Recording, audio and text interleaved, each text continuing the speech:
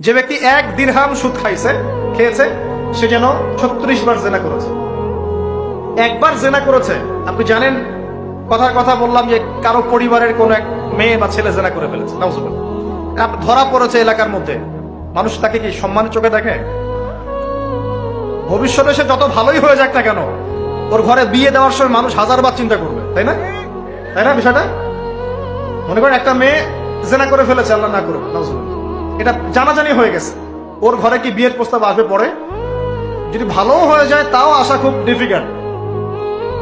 আল্লাহর মুমিন কোন বান্দা যদি চিন্তা করে আচ্ছা আগে পাপ করেছিল, মাফ চেয়েছে, তওবা ইস্তেগফার করেছে, আমি তাকে বিয়ে করব, সেটা আলাদা বিষয়। কিন্তু স্বাভাবিকভাবে কিন্তু সমাজ এটাকে গ্রহণ করে না। একটা জেনার ক্ষেত্রে আমরা এইভাবে মানুষকে দেখি, আর 1 দিরহাম সুদের বিনিময়ে আপনি 36 বার জেনা করছেন।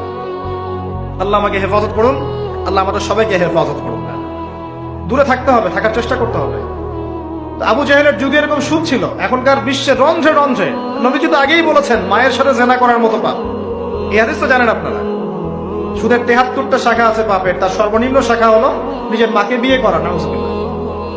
যদি এই এলাকায় খবর পান কোনো মেয়ে কোনো বা ছেলে তার মায়ের সাথে বিয়ে করেছে, নাউজুবিল্লাহ, তার মায়ের সাথে জেনা করেছে, নাউজুবিল্লাহ, কোনো মেয়ের সাথে বাবা জেনা করেছে, নাউজুবিল্লাহ, আপনি কি সমাজে তাকে রাখতে চাবেন? আপনি তো আইন শাসন কোনো কিছুর পরোয়াই করবেন না, গণপিটুনি দিয়ে মেরে ফেলবেন, আপনি এই কাজ করবেন না?